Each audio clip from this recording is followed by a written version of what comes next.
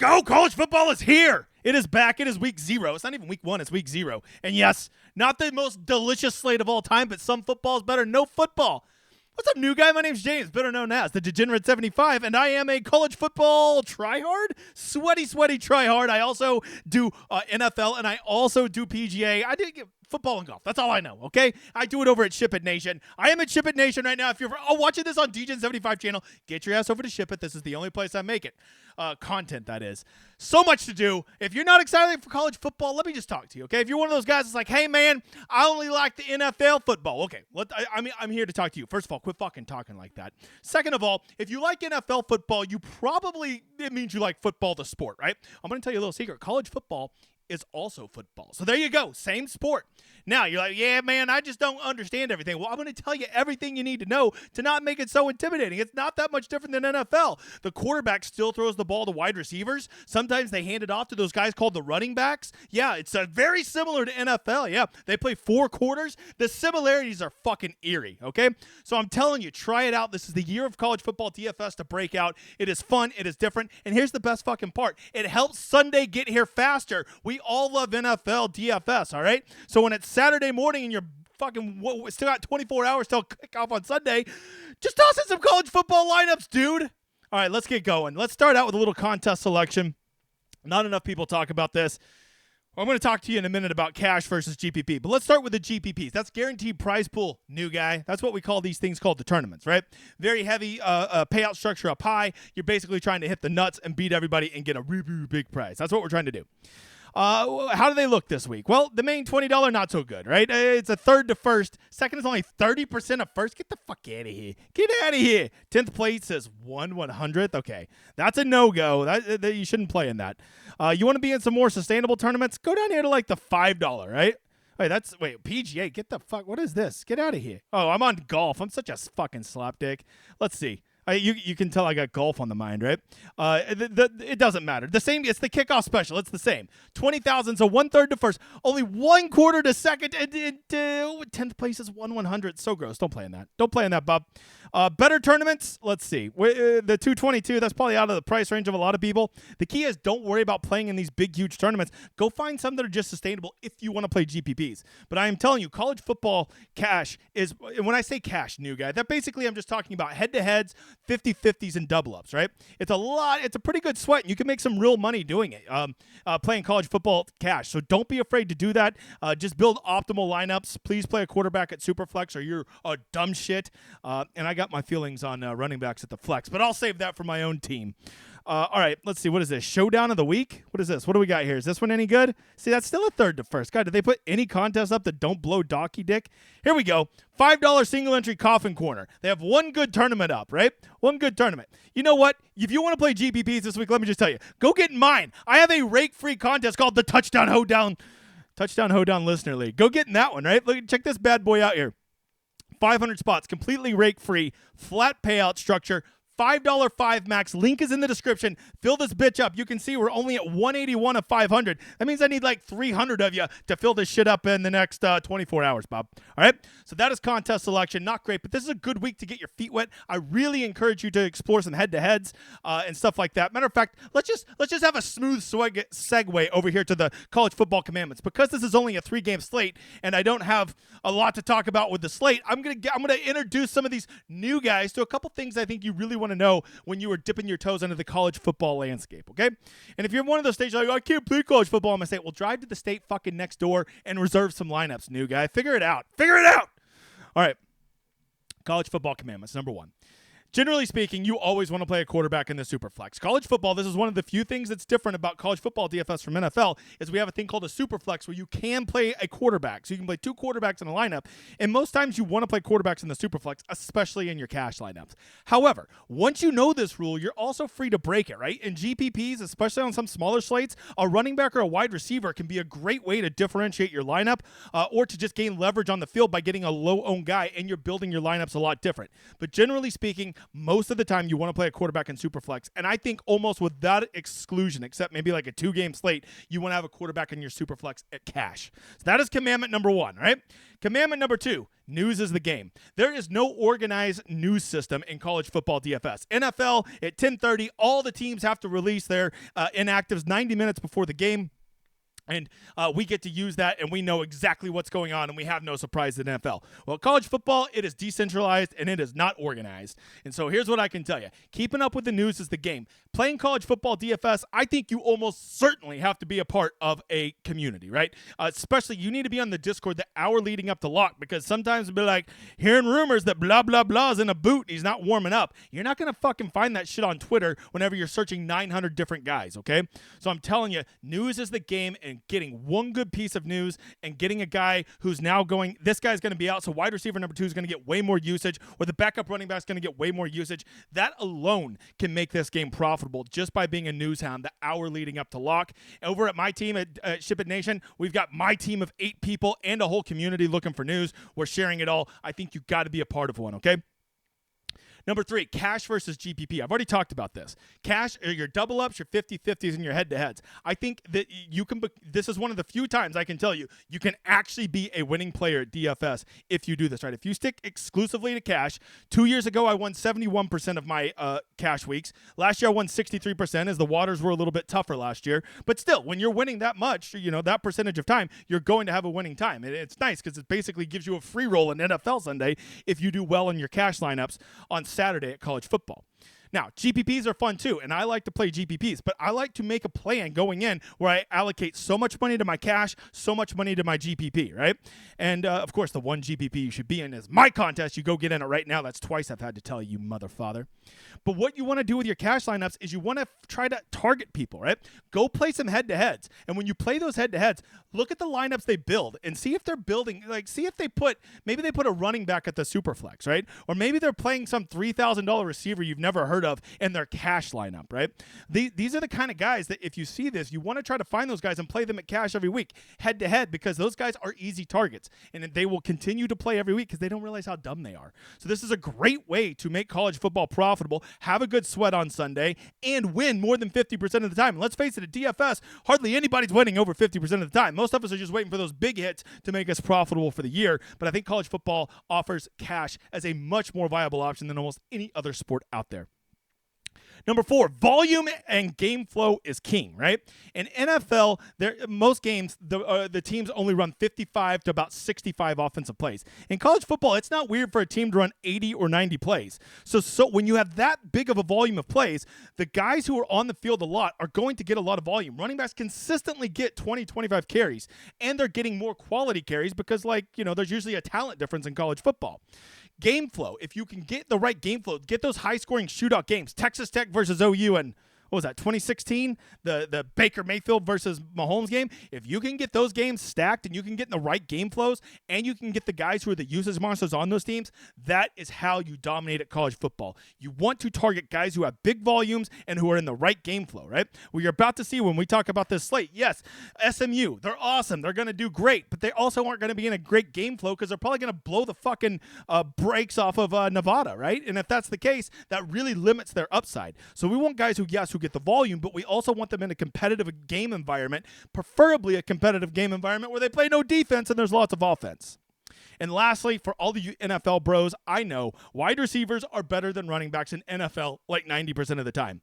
But in college football, that's not the case. Running backs are better than wide receivers in college football if they are true workhorses, because there's commonly running backs will get 100 yards, they'll get 25 carries, they'll get 3 touchdowns. That is a very, very normal thing to happen in college football, and it hardly ever happens in NFL football, right? Maybe once a year running backs have that big game. But in college football, running backs, especially the workhorses, will outperform wide receivers because most college football teams are rotating 6, 7, 8 wide receivers, where in the NFL, they're literally rotating 4 or 5 receivers. That's it. And a lot of them are not even rotation. The studs don't even leave the field, right? In NFL, you never see running backs outside of like 3 or 4 guys get 80% of the workload. But in college football, you see a large amount of these workhorse running backs get 80% of the workload, and they're getting more touches, and they get the goal line touches, and there's more plays, and there's more scoring. Running backs tend to outperform wide receivers in college football. You need to know that. That is different than NFL. There's your 5 new commandments for you, new guy. So now you're all caught up. Let's talk about this slate. We got a 3-game slate. Yes, there is a 4th game like at midnight in Hawaii, but I honestly don't even know if DraftKings is going to even do a game for it, okay? Because, like, it was Delaware State? I don't even know who the fuck the other team is. Like, they missed their flight or something, and now, like, it's just a real bad game. It's not on the main slate. These are the 3 games that are on the main slate for Saturday. What is that going to be? August 24th, all right?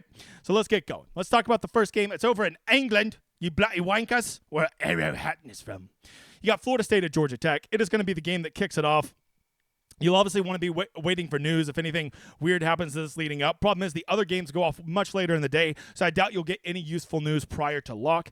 But just something to keep in mind, right? You always have late swap. We always have late swap.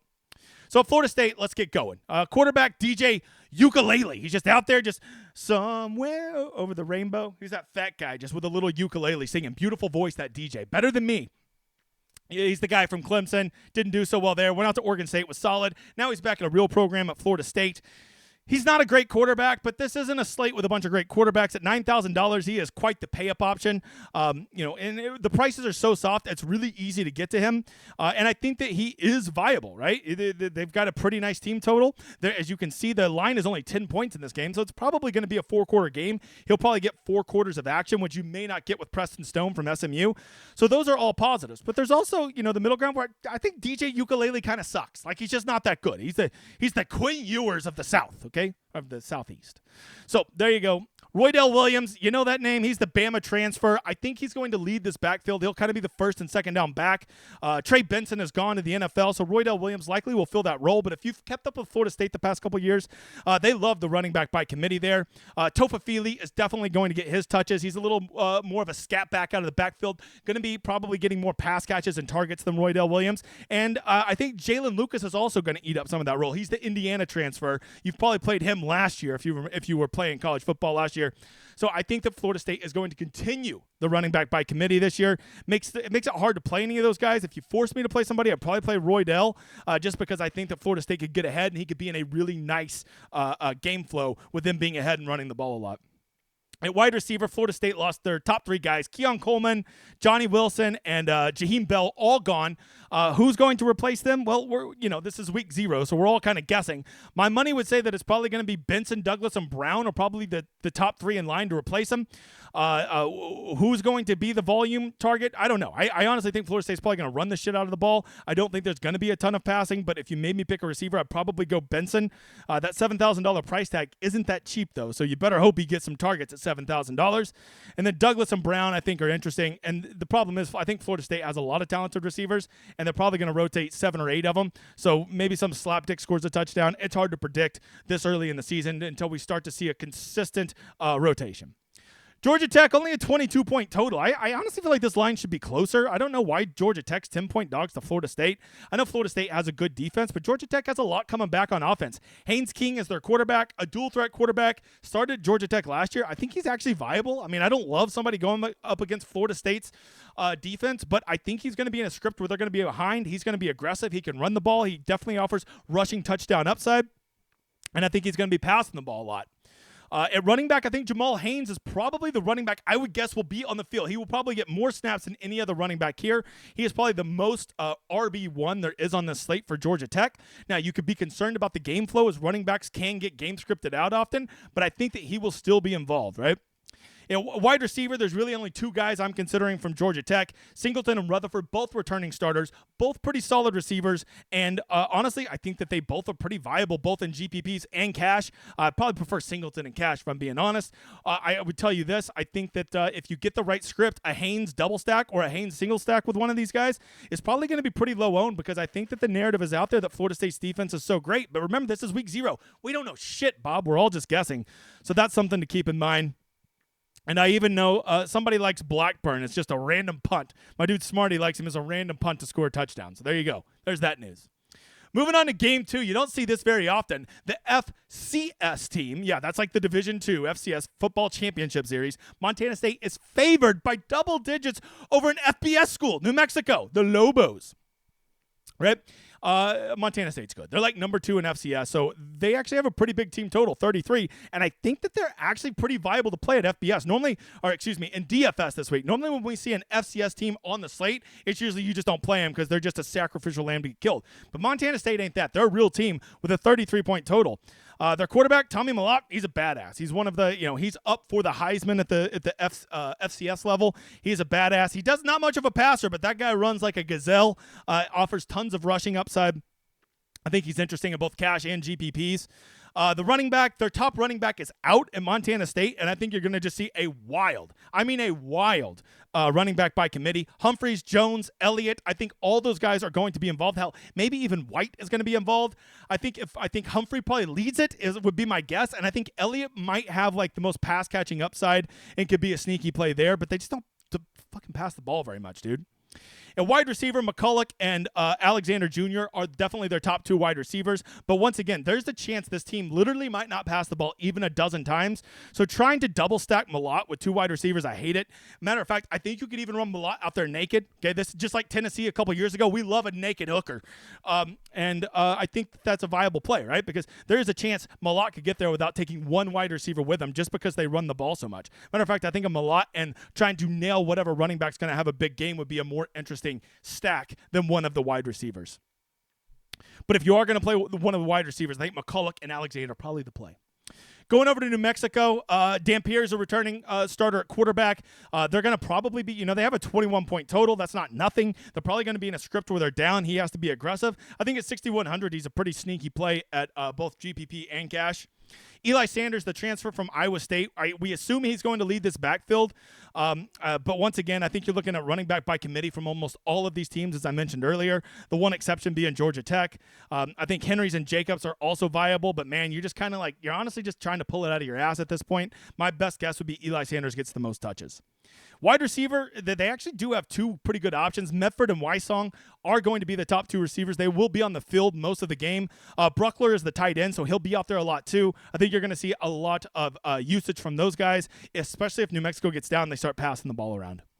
And lastly, the game of the week. No, it's going to be a blowout. SMU is playing Nevada. SMU, as you can see, has the real big point total of nearly 41 points on the slate. A lot of people are going to gravitate towards them. But as always, whenever you play a team with a big spread, you got to worry that they might not even get to play the fourth quarter, right? It might just be goodbye Preston Stone. You better have got it done in 3 quarters, right?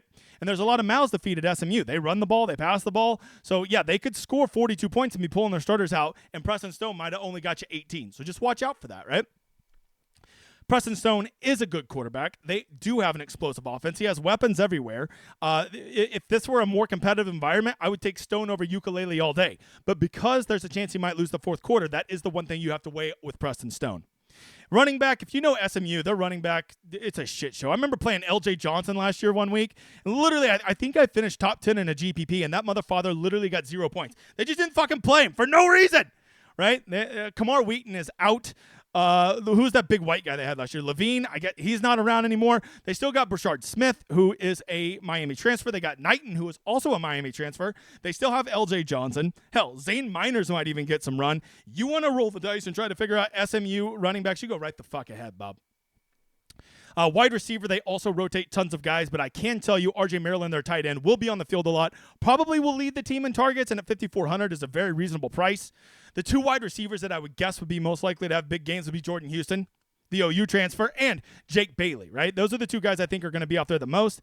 Moochie Dixon and Romello Brinson also will be in the rotation. There's so many mouths to feed, it's hard to nail with SMU. I've never enjoyed playing SMU at Showdown, or not at Showdown, but in cash, just because it's so hard to guess who's going to do well. If I had to place my money, I'd probably go with RJ Maryland. He seems the safest. I think Hudson probably has the biggest upside, would be my guess.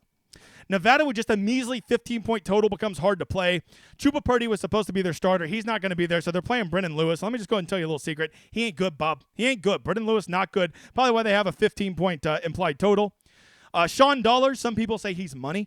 He's the transfer from Oregon, probably going to lead this backfield, but you got to watch out. I think a lot of his touchdown equity might be killed by Savion Red, the transfer from Texas, who, if you don't know, Texas would always run that little Wildcat package with Red. I bet Nevada has something in line for Savion Red also.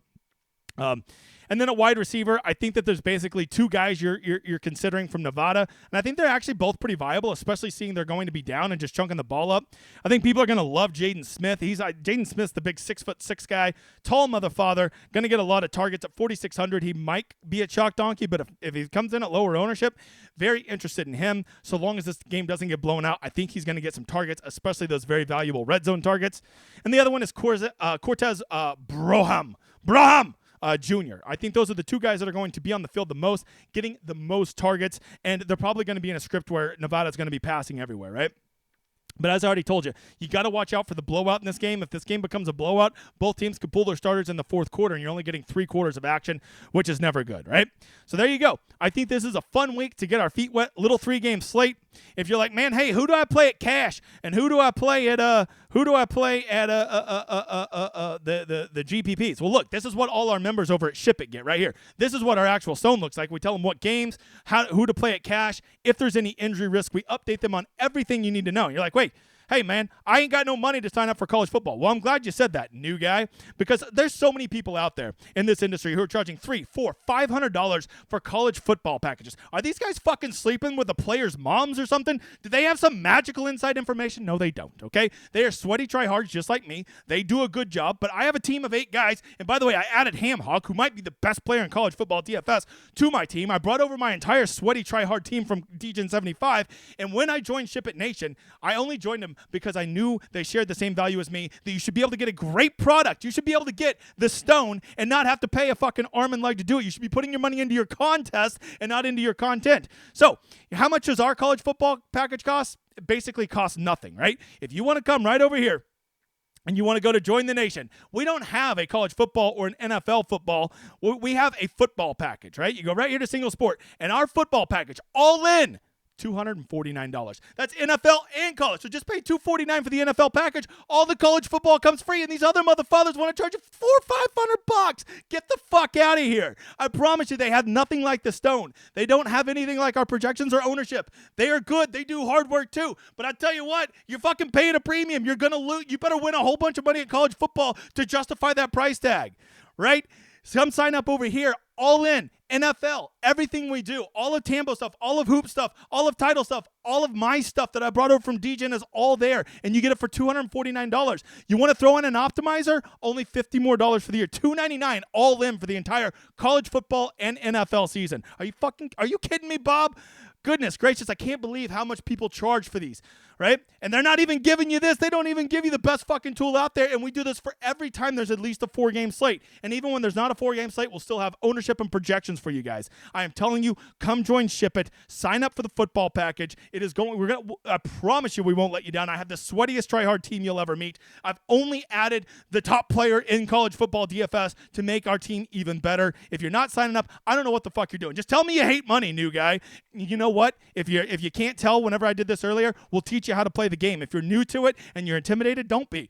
Okay, everybody was new to it once, and now they're winners. I promise you, college football is the one sport where it is still soft enough that if you know what you're doing, you build a process, you play more cash than GPP, you can actually expect to win. It's the one sport you can expect to win at if you do things right. And if you don't want to, if you want to pay more for another site and get less, that's up to you. I'll still be doing this show every Friday. Here is my schedule. I forgot to mention it earlier.